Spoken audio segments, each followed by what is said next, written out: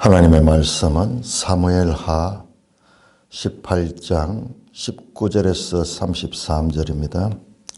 사무엘하 18장 19절. 사독의 아들 아히마아스가 이르되 청하건대 내가 빨리 왕에게 가서 여호와께서 왕의 원수 갚아주신 소식을 전하게 하소서. 요압이 그에게 이르되 너는 오늘 소식을 전하는 자가 되지 말고 다른 날에 전할 것이니라. 왕의 아들이 죽었나니 내가 오늘 소식을 전하지 못하리라 하고.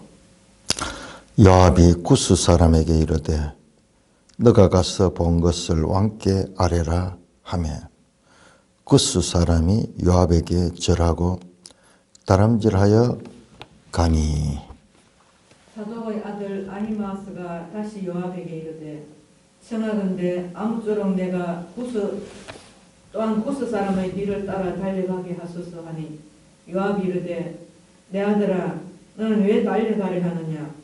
이 소식으로 말미암아서는 너는 상을 받지 못하리라 하되 그가 한사코 달려가겠노라 하는지라. 요압이 이르되 그리하라 하니 아히마아스가 들길로 다름질하여 구스 사람보다 앞질러 가니라. 때에 다윗이 두 문 사이에 앉아있더라. 파수꾼이 성문 위층에 올라가서 눈을 들어보니 어떤 사람이 홀로 달려오는지라. 파수꾼이 외쳐 왕께 아뢰매 왕이 이르되 그가 만일 혼자면 그의 입에 소식이 있으리라 할 때 그가 점점 가까이 오니라. 파수꾼이 본즉 한 사람이 또 달려오는지라. 파수꾼이 문지기에게 외쳐 이르되 보라 한 사람이 또 혼자 달려온다 하니 왕이 이르되 그도 소식을 가져오느니라. 파수꾼이 이르되 내가 보기에는 앞선 사람의 다름질이 사독의 아들 아히마아스의 다름질과 같으니이다 하니 왕이 이르되 그는 좋은 사람이니 좋은 소식을 가져오느니라 하니라. 아히마아스가 외쳐 왕께 이르되 평강하옵소서 하고 왕 앞에서 얼굴을 땅에 대고 절하며 이르되 왕의 하나님 여호와를 찬양하리로소이다. 그의 손을 들어 내 주 왕을 대적하는 자들을 넘겨주셨나이다 하니 왕이 이르되 젊은 압살롬은 잘 있느냐 하니라. 아히마아스가 대답하되 요압이 왕의 종 나를 보낼 때에 크게 소동하는 것을 보았사오나 무슨 일인지 알지 못하였나이다 하니. 왕이 이르되 물러나 거기 서 있으라 하며 물러나서 서 있더라. 구스 사람이 이르러 말하되 내 주 왕께 아뢰 소식이 있나이다. 여호와께서 오늘 왕을 대적하던 모든 원수를 갚으셨나이다 하니. 왕이 구스 사람에게 묻되 젊은 압살롬은 잘 있느냐. 구스 사람이 대답하되 내 주 왕의 원수와 일어나서 왕을 대적하는 자들은 다 그 청년과 같이 되기를 원하이다 하니. 왕의 마음이 심히 아파 문 위층으로 올라가서 우니라. 그가 올라갈 때 말하기를 내 아들 압살롬아 내 아들 압살롬아 차라리 내가 너를 대신하여 죽었더라면 압살롬 내 아들아 하였더라. 하나님 아버지 하늘을 감사합니다. 오늘 이 말씀을 통하여서 우리에게 전하시고자 하는 하나님의 뜻을 깨닫게 하여 주시옵소서. 예수님의 이름으로 감사하며 기도드리옵나이다. 아멘.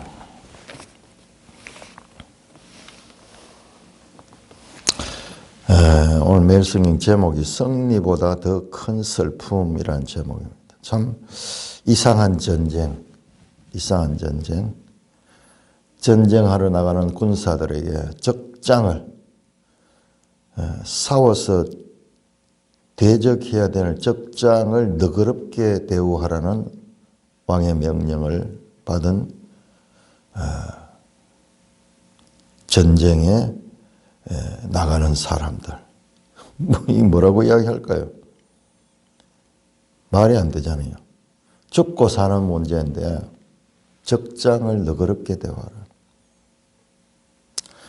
다윗이 이 전쟁이 얼마나 흠망한 전쟁인가 다윗이 깨닫습니다.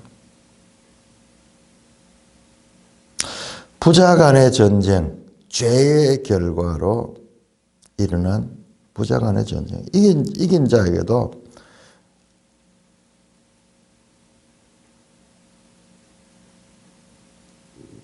고통스러운 죄의 흠망한 결과.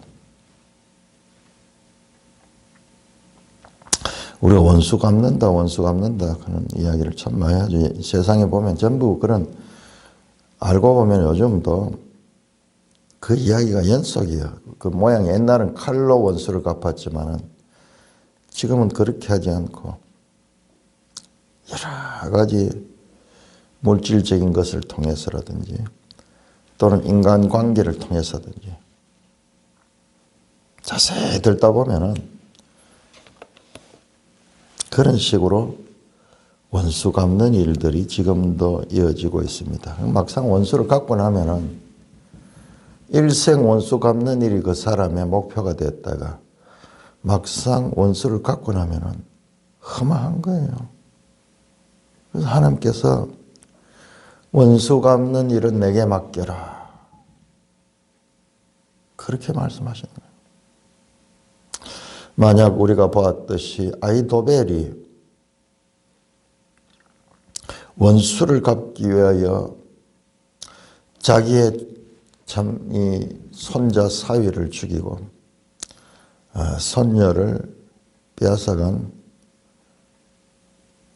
원수 갚는 일로 인하여 압살롬의 모사가 되었다면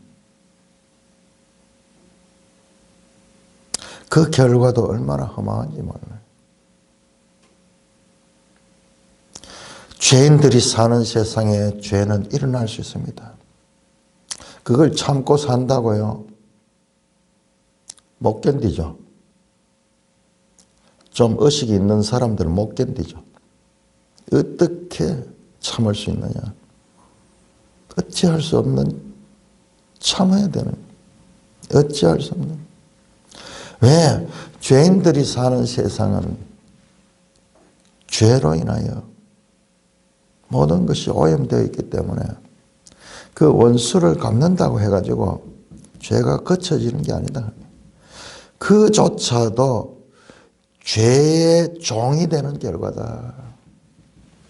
아무 판단이 없어요. 그게 딱 꽂히면은 인생 전체를 몰입해가지고 원수 갚는 일을 사용하는 거예요.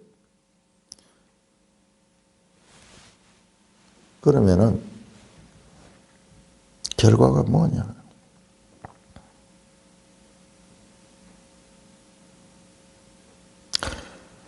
죄에서 더 큰 죄로 그렇게 되면은 악순환의 연속이 되어서 이 세상은 지옥이 되는 거예요. 지옥이 돼. 이 마음이 굳어버린 거예요. 마음이. 한 사람을 미워하고 원수를 갚겠다 하는 마음 순간부터 이 사람 속에는 평강이 없습니다. 자기는 정의로운 일을 한다고 당연히 해야 될 도리를 하는 것처럼 생각하지만 사실상 그 마음속에 마귀가 그를 지배하게 되는 순간입니다. 자, 그 전쟁에서 승리한 결과, 문제는 승리하고 난 다음에 그 성전보를 기쁘게 알려야 될 텐데 그 성전보를 알리는 일이 너무나 부담스러운 일이 됩니다. 전쟁 나가는 사람이 내 아들 압살롬을 너 그렇게 젊은 압살롬 그랬죠. 젊은 압살롬. 오늘 본문도 보세요. 29절 왕은 이르되 젊은 압살롬은 잘 있느냐? 왕 이전에 아버지로서의 다윗의 관심이 그 자식에게 그 자식이 살아있기를 바라는 거예요. 살아있기를 바라는 거예요. 그가 부족해서 그렇다. 어리석어서 그랬다. 아직 철이 없어서 그랬다. 그 아들은 전쟁에서 자기 병사들이 얼마나 죽었는가 죽지 않았는가에 대해서는 지금 관심이 없는 것 같아요. 왕으로서의 그 권위를 잃어버리고 인간 아버지로서의 그 정이 그를 지배하고 있는 것을 보게 됩니다. 자, 그 성전보를 전하는 과정을 오늘은 이렇게 자세하게 전하고 있습니다. 19절 사독의 아들 아히마아스 사독의 아들이었죠. 앞에서도 예루살렘의 정보를 다윗에게 전해줬던 인물이죠. 요나단과 더불어 전해줘. 그러니까 이 사람이 지금은 통신이 발달해가지고 전령이 별 필요가 없지만 이 당시에는 전부 이 소식을 사람이 직접 전해야 되니까 달리기를 아주 잘하고 아주 용맹스러운 자리에 대해서. 그 아히마아스가 이제 이 성전보를 왕께 자기가 알리겠다고 그렇게 하지만 요압이 그것을 제지합니다. 야, 네가 이 소식 전하는 것은 네가 상을 받을 일이 아니다. 요압은 다윗의 마음을 꿰뚫고 있다, 그죠? 계속 보면, 자, 우리가 어제 조금 요압에 대해서 비판적으로 이야기를 했고, 나중에 이 다윗이 이 요압을 죽이게 하는 것까지 나온다고 봤는데, 자, 우리 거기에서 또 우리가 우리의 희망으로 인해 가지고 성경을 오해할 수가 있어요. 원수 갚고 싶잖아요. 이것도 우리가 지금 원수 갚는 이야기예요, 요압. 근데 다른 한편으로 생각하면은 이 왕이라고 해서 자기 마음대로 할 수 있는 게 아니에요. 왕에게도 부담스러운 자가 있어야 돼요. 어떤 기업을 운영하거나 뭐 교회도 마찬가지, 목회자도 마찬가지로 자신에게 좀 껄끄럽게 하는 그런 사람이 있어야지 자신이 제재를 당하는 거예요. 제재를 당하는 거예요. 하나님이 허락하셨어요, 요압을. 우리 인간 다윗이 나중에 복수심을 가지고 죽이는 것을 또한 보게 되는데 아마 그 부분도 우리가 새로 봐야 돼요. 우리 속으로는 박수치죠? 박수치죠? 그건 아니에요. 하나님이 요압을 허락하셨어요. 사람이라는 것은 아무 거치는 것 없이 자기 마음대로 했으면 좋을 것 같지만은 그렇게 해서 결코 좋은 결과가 오지 않아요. 한 번씩 자기 자신에 대해서 브레이크가 걸릴 적에 다시 한번 생각하게 되고 자신의 부족함도 생각하게 됩니다. 예를 들어서 내가 집에서도 그래서 나는 지금 또 앞에 집에다가 그 온실을 하나 만들고 싶은 그런 생각이 있어가지고 그거를 직접 만들까 아니면은 돈으로 주고 살까. 집 앞에 있는 거기 때문에 좀 예쁜 거 좋은 거로 해야 된다. 그런 생각해서 틈나는 대로 거기에 대한 정보를 알아봤는데 그래서 내가 그냥 찔러 뿌리면 돼. 찔러가지고 하나 사면 돼. 한 뭐 100만 원 내외 하면은 아주 그 오래 쓸 수 있는 그 유리같이 되어 있는 그런 것을 해가지고 거기에다가 이제 화분도 겨울 화분도 들여놓고 빨래도 넣을 수 있고 뭐 고추도 많이 넣을 수 있고 시골 생활에서 딱 필요한 거다 이런 생각을 가지고 거기 딱 꽂혀 있었던 거예요. 그래서 슬쩍 이야기를 했더니만은 저희 집사람이 그 별 필요 없다 그러면서 뒤에도 저 넓은 데 많은데 만데 굳이 그 앞에다 그러겠나. 그 이야기를 하는데 그 말이 맞는 거예요. 그 사람이 어디에 꽂히게 되면은 전체를 못 보는 거예요. 전체를 못 보는 거예요. 그거 몰랐을까요? 뒤에도 공간이 얼마나 많이 있고 이런데 단지 무슨 화분 몇 개 들려놓는다. 근데 사실상은 그 온실에 넣는다 해가지고 그 얼지 않는 게 아니에요. 낮에는 따뜻하지만 밤에는 거의 한대나 거의 같아. 난로를 펴줘야 돼, 그 안에. 그러니까는 내 마음대로 이렇게 하기보다도 그게 한 번씩 옆에서 브레이크를 걸어주는 사람이, 그래 하나님께서 또 부부를 같이 살게 하시고 그렇게 해야지 혼자 사는 사람하고 달라요. 그 요압이 우리는 나쁘게만 볼 게 아니라 우리가 은연중에 다윗 편이 됐다니까요. 우리 자신도. 요압이 여기서는 보세요. 여기서 하는 역할, 다윗의 마음을 꿰뚫고 아히마아스가 자기의 친구 그 사독과 같이 전쟁에서 참여하기도 하고 다윗 왕을 모시니까는 잘 알겠죠. 이 사독이 누구냐 그러면요. 사독이 사두개인, 우리 성경에는 사두개인들의 조상이에요.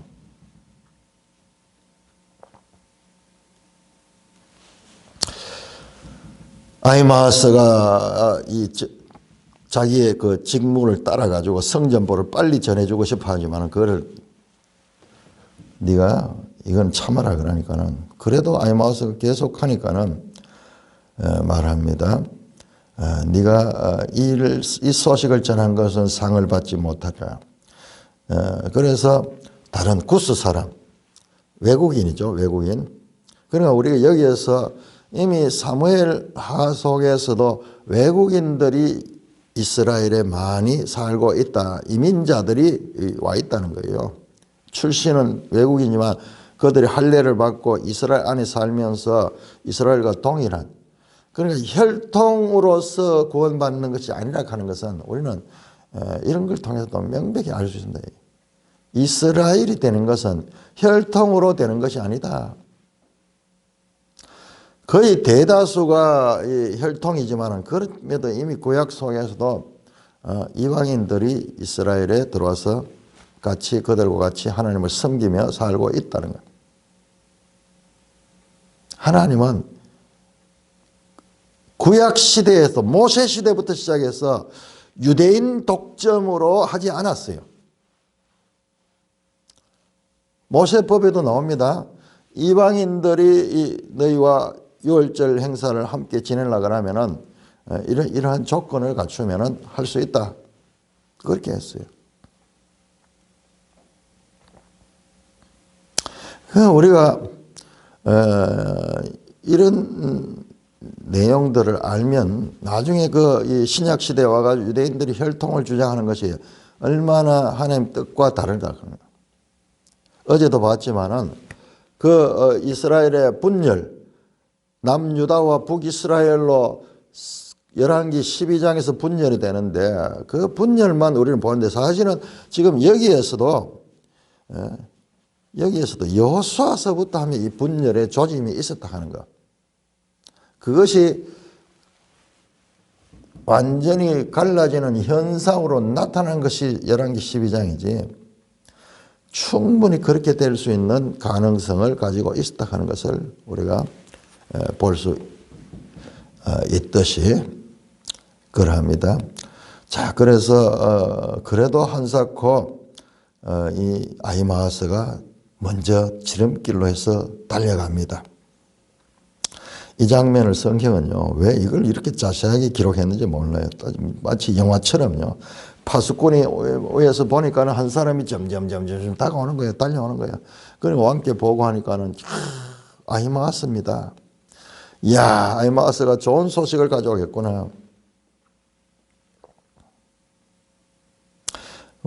그렇게 참 마라톤 평야에서 성전보를 알려주는 신하처럼 아히마아스가 힘껏 달려가지고 헐떡이면서 왕 앞에 왔습니다. 왕께 아뢰입니다. 28절 평강하옵소서 하고 왕 앞에 얼굴을 땅에 대고 절하미래.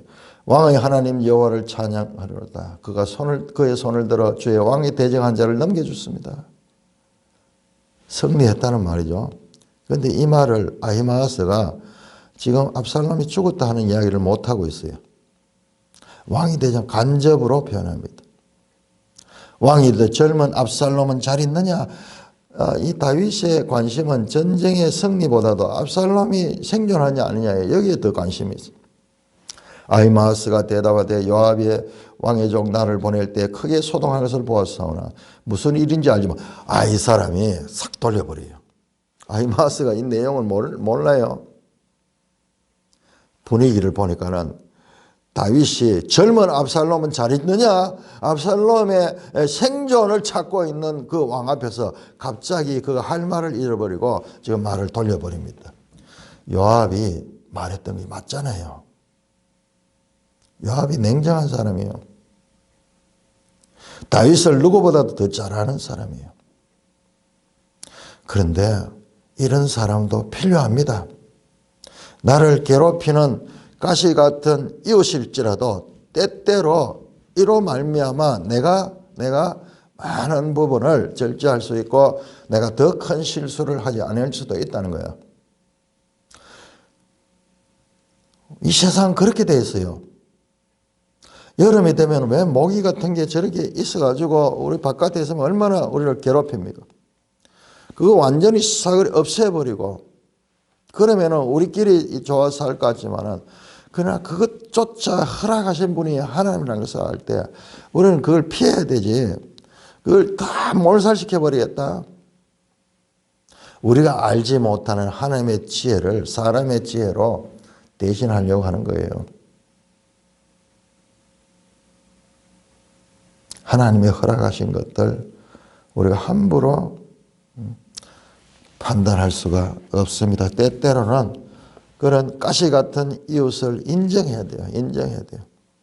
저 가시 같은 이웃이 없으면은 내가 내되지 못하는 경우가 많습니다.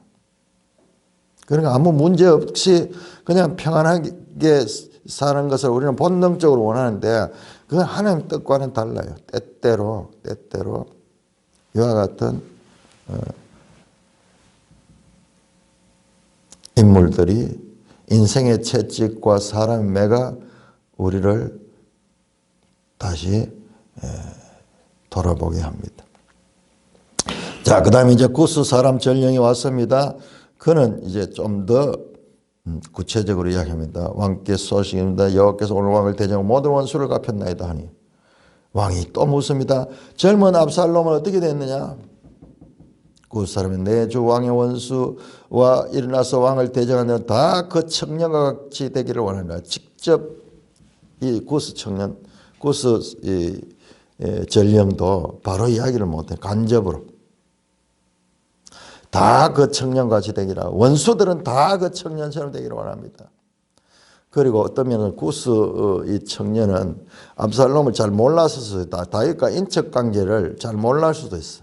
그냥 전쟁하되 그냥 적으로만 생각했을 수도 있어.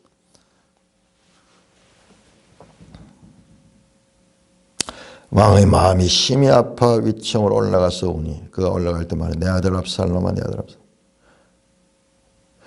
내 아들 압살롬아 내 아들 압살롬아를 차라리 내가 너를 대신하여 죽었다면 압살롬 내 아들아 내 아들아. 성경 어디에서도 이만큼 지금 한 개인이 슬픔을 표현하는 그런 내용이 어디에도 없어요. 내가 대신 죽었으면 죽었지 할 정도로 참으로 죄로 시작된 그 형벌은 참으로 허망하며 이기도 이긴 것이 아니고 승리해도 승리한 것이 아닌 이런 허망한 결과를 가져오게 되었습니다. 자, 우리 19장 1절에서 15절까지 교독합니다. 이 내용 아주 중요합니다. 19장 1절에서 15절. 이거는 한 단락단락 읽으면서 설명하는 게 좋을 것 같아요. 19장 1절에서 우선 4절까지 교독합니다. 어떤 사람이 요압에게 아뢰되 왕이 압살롬을 위하여 울며 슬퍼하시나이다 하니 왕이 그 아들을 위하여 슬퍼한다 함이 그날에 백성에게 들림에 그날의 승리가 모든 백성에게 슬픔이 된지라. 그날의 백성들이 싸움에 쫓겨 부끄러워 도망함같이 가만히 성읍으로 들어가니라. 왕이 그의 얼굴을 가리고 큰 소리로 부르되 내 아들 압살롬아, 내 아들 압살롬아, 내 아들 내 아들아 하니. 예, 거기까지 보겠습니다. 자, 요압이 이 소식을 들으니까는 다윗이 오히려 성전보를 듣고 더 슬퍼하고 괴로워하며 아들을 찾고 있다는 거예요. 큰 소리로 부르며 얼굴을 가리고 큰 소리로 부르며 완전 정말 어제 우리 신마리 자매가 그 질문했듯이 지나칠 정도다, 그죠? 이 전쟁에서 산전수전 겪고 자식들도 얼마나 많이 잃었어요. 그런데도 이 압살롬에 대한 다윗의 이것은 좀 지나칠 정도다. 자, 여기에서 우리는 이 구약 성경이 단순히 다윗 이야기만 하는 게 아니잖아요. 하나님 아버지의 아들 예수 그리스도의 십자가의 죽으심에 대한 아버지의 심정 같은 그런 것도 우리가 이 구약에서 그 예수 그리스도의 그림자를 있다는 것을 우리가 보게 되는데 지나치잖아요. 이것도 두 번에 걸쳐서 그 하나님 아버지의 그 심정을 엿보게 하는 의미도 있는 것 같습니다. 자, 5절입니다. 5절부터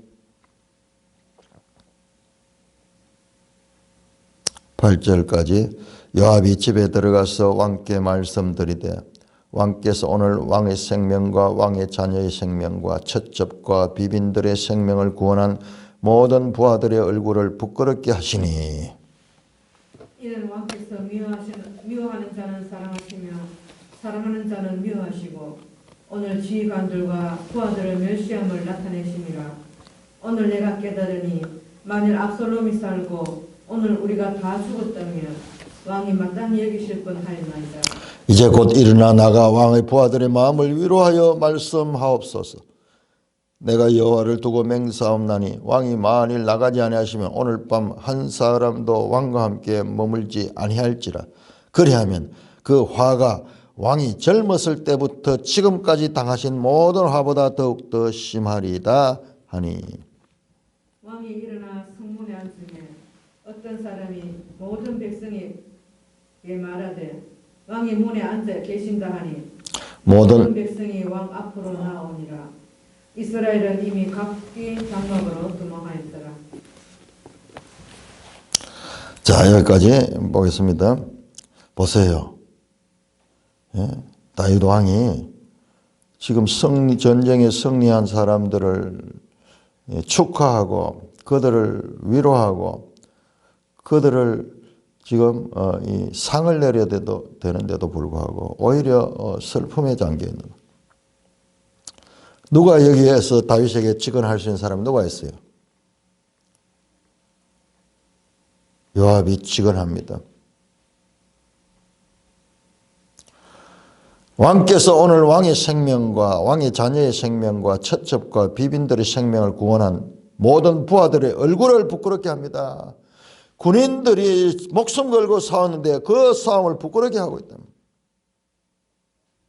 지금 왕이 당신이 하는 행동이 지금 그런 행동과 마찬가지다.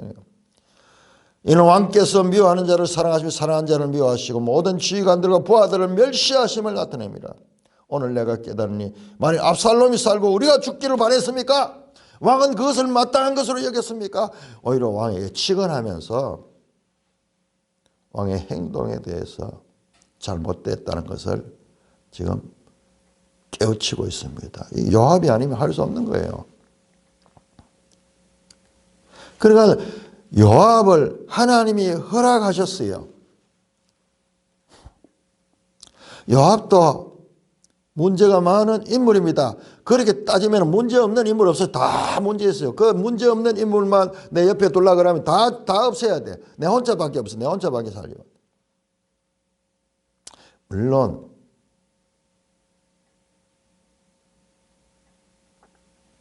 때때로 직언이 지나쳐가지고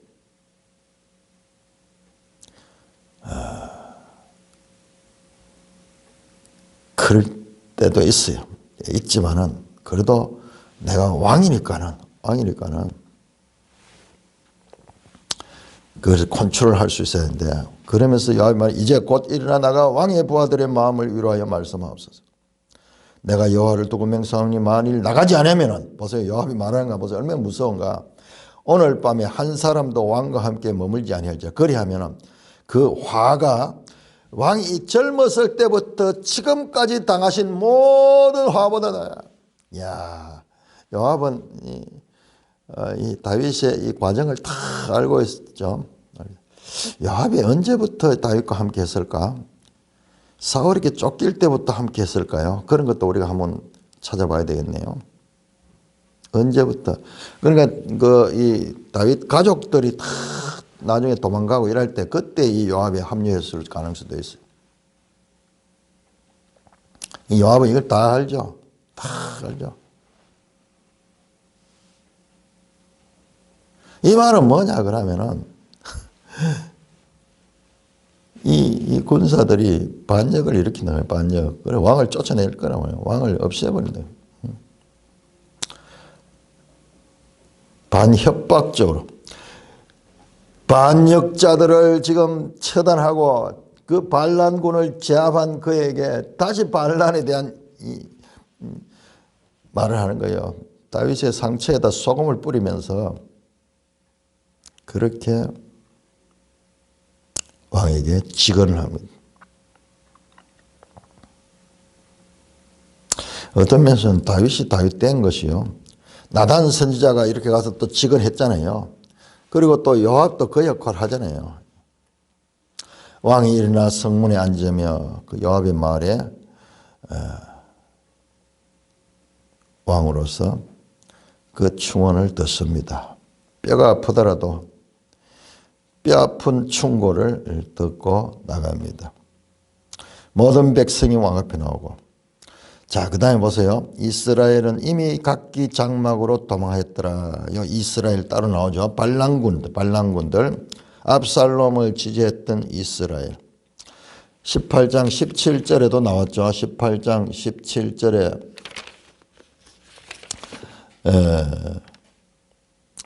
온 이스라엘 무리가 각기 장막으로 도망했더라. 그러니까 여기에서 온 이스라엘 무리, 지금 여기에 또 등장하는 19장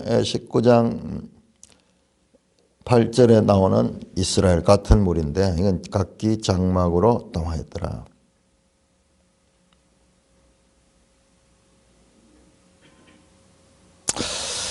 자, 우리가 이 요압의 이와 같이 독한 직언해도 좀 부드럽게 할 수도 있는데, 참 그게 아쉬워요. 어떤 사람들을 보면 직언을 하는데 상대방을 막 너무 세게 그렇게 말해서 그 사람의 상처를 줍니다. 자, 이 상처가 또 나타납니다. 이 상처. 다윗도 인간이에요. 다윗도 인간이고 요압도 인간이고, 인간 군상들의 모습이 사실적으로 지금 나타난 거예요. 자, 그다음에 이스라엘 지파 이야기 나옵니다. 자, 각기 장막으로 도망했던 압살롬의 편에 붙어서 반란을 일으켰던 사람들입니다.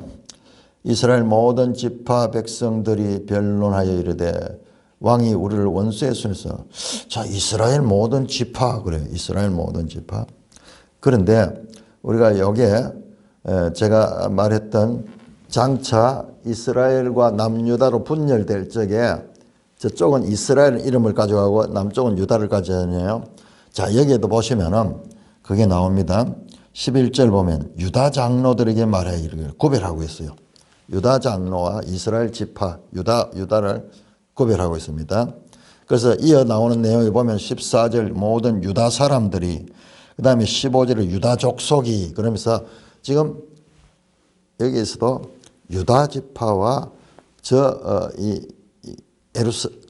에브라임을 중심으로 한 북쪽 이스라엘 지파들이 구별이 있고, 그리고 압살롬을 적극적으로 지지한 자들이 이 유다 쪽이 아니고 이스라엘 쪽이었다. 북쪽 이스라엘 쪽이었다는 것을 우리가 알 수가 있어요. 여기 아주 중요한 이야기예요. 그러니까 우리 이 성경이 구속사적인 드라마로 이어지는데, 이건 아주 큰 이스라엘 역사에서 하나님 구원 경륜에서 통일왕국 시대에서 분열왕국 시대로 이어지고 포로 시대로 이어지는 이 구속사의 큰 마디에 관한 정보를 우리가 지금 여기서 알 수 있는 거예요. 나타난 현상은 열왕기 12장 르호보암 때 나타났지만 이미 다윗 때부터 이 에브라임을 중심으로 한 이 세력들이 다윗 왕조에 대한 반감을 가지고 있었다. 그러니까 그 분열을 일으켰던 그 북이스라엘 첫 왕이 여로보암이 에브라임 지파 사람이에요. 에브라임 지파.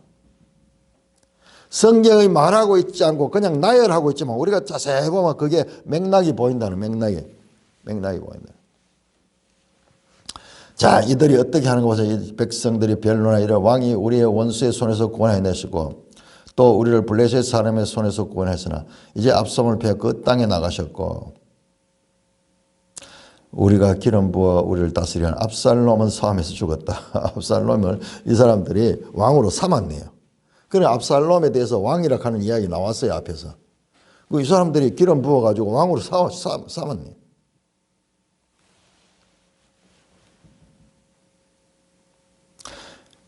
이제 너희가 어찌하여 왕을 도로 모시할 일이 잠잠하고 있나. 자기들끼리 회의하고 있는 거예요.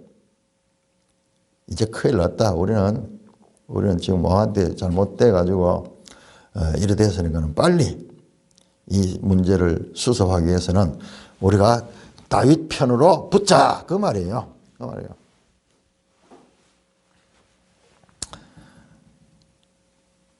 아주 우리 인간들의 그런 모습들이죠. 이스라엘 지파와 유다 지파 간에 보이지 않는 분열의 조짐을 볼 수가 있습니다. 유다 지파를 제외한 이스라엘이 현실적인 이익에 편성하는 행동을 우리는 여기에 볼 수 있습니다. 그 일말을요, 그냥 보면 안 보여요. 끝에 질문을 합니다. 이제 너희가 어찌하여 왕을 도로 모시니 잠잠하고 있느냐? 우리가 빨리 이제는 이 다윗 편에 가가지고 왕이 우리를 다스려 주소서 하면서 그렇게 하지 않고 있느냐. 수사 의문문 같이 그렇게 끝이 나고 있는데 그 분위기를 지금 요 짧은 내용에 압살롬의 그 반역군에 참여했던 이스라엘의 분위기를 지금 우리에게 보여주고 있습니다. 자, 11절입니다. 다윗 왕이 사독과 교독합니다. 11절에서 15절까지 다윗 왕이 사독과 아비아달 두 제사장에게 소식을 전하여 이르되 너희는 유다 장로들에게 말하여 이르기를 왕의 말씀이 온 이스라엘이 왕을 왕궁으로 도로 모셔오자 하는 말이 왕께 들렸거늘 너희는 어찌하여 왕을 궁으로 모시는 일에 나중이 되느냐. 12절 너희는 내 형제요 내 교류기가 너희 어찌하여 왕을 도로 모순 일에 나중에 되려 하셨다 하고. 자, 그러니까는 다윗 왕이 이런 분위기를 알고 사독과 아비아달 두 제사장에게 이렇게 지시를 합니다. 유다 장로들에게 이르러 가지고 빨리 앞장서 가지고 온 이스라엘이 왕을 왕궁으로 도로 모셔오자는 말이 빨리 그것을 실행하라는 말이에요. 지금 이렇게 됐어요. 우리가 보지 못하는 사이에 지금 다윗 왕은 피난을 가고 그 사이에 압살롬이 왕으로 초대를 받았는 거야. 그러니까 지금 압살롬이 임시 그 왕이 되었던 거예요. 3일 천하이긴 하지만은 왕이 되었던 거예요. 그러니 다윗이 다시 돌아오는 과정에서 그 본국 국민들이 초대를 해가지고 왕의 귀환을 그렇게 정식적으로 그렇게 이제 온 사람들이 다시 이것을 깨달을 수 있도록 그런 과정을 지금 하라는 거예요. 절차를 그렇게 거치라는 거예요. 그러면서 12절에 너희는 내 형제요 내 고륙이는 어찌하여 왕을 도로 모순 일에 나중에 되리요. 빨리 유다 지파가 먼저 너희들은 나와 같은 우리 이 지파고 그러니까 형제고 고륙이기 때문에 어찌 나중에 되리요. 지금 보세요. 10절에 말했던 왕을 모순 일에 잠잠하고 어찌 왕을 도로 모순 일에 지금 잠잠하고 있느냐. 저 이스라엘 지파가 그렇게 하고 유다 지파도 우리가 먼저 선수를 쳐가지고 이 일을 추진하자. 그렇게 하라고 다윗이 일러줍니다. 뿐만 아니라 13절 보세요. 너희는 또 아마샤에게 이르기를 너는 내 고륙이니 아니냐. 내가 요압을 이어서 항상 내 앞에서 지휘관이 되지 않으면 하나님이 내게 벌이에 벌을 내. 여기서 다윗이 아마샤를 요압 대신에 군대 장관으로 임명을 해버려요. 자, 여기에서 다윗이 하는 행동이 이게 또 악수를 뜨네요. 다윗도. 아마 그래서 내가 앞에서 말하기는 이 요압이 다윗에게 직언했잖아요. 당신이 만약 이런 상태로 계속 있으면 네가 젊었을 때부터 지금까지 당하면 해와보다 더 큰 화를 당하게 될 것이다. 전 국민적인 반란이 일어날 것이다. 그 말을 듣고 상처를 받아가지고 두고 보자 그런 생각을 했는지 갑자기 요압을 지금 즉위해제하는 거거든요. 아마샤를 이 군대 장관으로 세워버린 거예요. 요압 대신에 요압은 해임이 되고 아마샤는 지금 등용이 되는 거예요. 아마샤가 누구예요?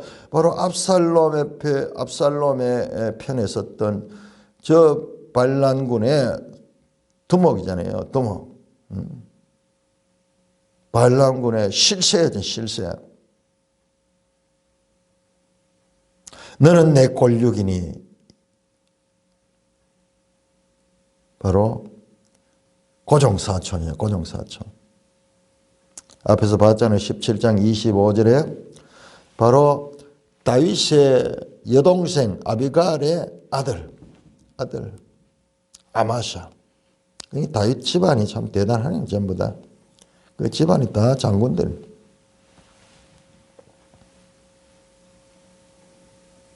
너는 내 고륙이 아니냐. 네가 요압을 이어서 항상 내 앞에서 지휘관이 되지 않겠느냐. 지휘관이 되지 않으면 하나님이 벌을 내리시기를 원하는. 그걸 맹세하는 거야. 하나님의 이름을 걸고 맹세하는 거야. 아마샤 네가 비록 반란군에 있었지만은 너는 나에게 이제 장관이 돼가지고 이 나라를 지키라. 근데 반란군에서 했던 자를 이렇게 손쉽게 이렇게 또 뿐만 아니라 요압을 해임시키고 그 자리에다 이 아마샤를 세우는 일은 이 보면 보통 일이 아니에요. 신중하던 다윗이 여기에서는 지금 상당히 격한 감정을 가지고 행하고 있지 않는가. 그래서 우리가 생각하는 게 성경에 안 나옵니다. 생각하는 게 요압에 대해서 격분했을 수가 있어요. 자기 나름대로는 지금 아들 때문에 그렇게 괴로워하는데 물론 자기를 깨우쳐 주는 건 좋지만 그렇게 독한 말을 하면서 저주를 퍼붓는 거기에 상처를 많이 받을 수도 있지 않았겠나 상상입니다. 너무 이런 데 끌려가면 안 됩니다. 그러나 우리가 이 행간에 이런 것을 생각하는 것은 우리 본문을 이해하는데 아주 중요합니다. 14절 모든 유다 사람의 마음을 하나님께 기울게 하며 그들이 왕께 전가를 보내는데 당신께서 모든 부와 더불어 돌아오소서한지라. 자, 그렇게 하니까는 이제 이 본국에 있던 사람들이 왕을 공식적으로 이제 귀환하는 환영식을 하면서 이제 절차를 따라서 황궁한다 그럴까요? 황궁한다 그럴까요? 왕이 돌아와 요단의 이름에 유다 족속이 왕을 맞아 요단을 건너가게 하려고 길갈로 나오더라. 이렇게 왕이 이제 이 황궁하면 요단강을 건너려고 그러니까는 유다 족속이 먼저 나와가지고 길갈에서 그들을 기다립니다. 지도 158쪽 우리 한번 볼까요? 지도 158쪽 길갈 그렇네요. 요단 서편에서 이 다윗은 지금 요단 동편에서 요단강을 건너려고 지금 나오고 있고, 그 다음에 유다 지파의 지도자들은 길갈로 마중을 나와가지고 요단을 건너는 다윗을 맞으려고 하고 있습니다. 자, 우리는 오늘 19장 1절 15절을 통해서 별로 이게 이 사소한 일같이 보이지만은 지금 이 전쟁에 있어가지고는 큰 이 중요한 일이 아닌 것 같지만 되게 중요한 일을 봅니다. 유다 지파와 이스라엘 지파 간의 갈등 관계, 장차 일어날 왕국 분열의 조짐을 여기서 한 번 더 보게 되고, 그리고 그 요압의 직은 가시 같은 역할을 하면서 때때로 직언하는 이 요압이 다윗이 감정에 치우쳐 있던 것을 깨우치는 모습도 보았고, 뿐만 아니라 거기까지는 좋았는데 그걸 깨우치는 너무 지독한 말을 했어요. 만약 왕이 지금 이런 상태로 계속 있으면은 당신이 젊을 때부터 지금까지 당했던 그 화보다 더 큰 화를 당하겠다. 그렇게 막 협박을 하면서 그렇게. 그 왜 갑자기 다윗이 이 아마샤를 요압을 대신하여 그 자리에 앉혔는가? 이런 것도 성경에 안 나옵니다. 우리가 깊이 생각할 수 있습니다. 자, 이렇게 해서 다윗이 황궁하는데 문제는 여기에서 만약 요압을 이렇게 했을 때 요압이 가만히 있겠어요? 아무리 신하지만은 요압이 어떻게 해서 그러니까 서로 지금 상처를 주고 있어. 요압도 직언하는 것까지 좋았는데 너무 독한 말로 다윗에게 상처를 줬고, 거기에 대해서 지금 급격하게 거기에 대한 분노감을 가지고 그 말을 따르면서도 또한 요압을 해임해버리는 거예요. 여기 나오잖아요. 요압을 이어서 내 앞에 항상 지휘관이 되어라. 이건 또 다르게 볼 수도 있겠어. 요압이 이제 그 자리를 물러나면은 네가 요압의 자리를 가져야 된다. 뭐 그런 식으로 이야기한 것일 수도 있겠습니다. 한번 요 두 가지를 한번 염두에 두면서 이어지는 내용을 보면은 이거 알 수가 있어요. 이어진 내용을 보면은 요압을 이어서 이 말이 요압이 이제 나이가 많아가지고 그 자리에 은퇴하게 되면은 그 이야기 같기도 한데 그건 아닐 것 같아요. 그건 너무나 이 약속이 될 수 없죠. 너무 먼 미래에 일어날 일인데, 자간 이 적진에 앞장섰던 반란군을 이렇게 너무 갑자기 일하면 그럼 전쟁했던 게 뭐가 돼요? 어떤 징계할 수 있는 기간도 있어야 되고 그걸 복권하는 과정이 있어야 되는데 여기서 그런 왕정 시대니까는 그러겠죠. 왕이 지금 여기서 좀 지나친 실수를 하는 모습도 우리가 볼 수가 있습니다. 요압을 없애고 하는 게 요압 다음으로 자리를 확보해 주겠다. 예, 그 말 같죠. 그런데 뒤에 나온 내용을 보면은 그렇지 않은 것 같아요.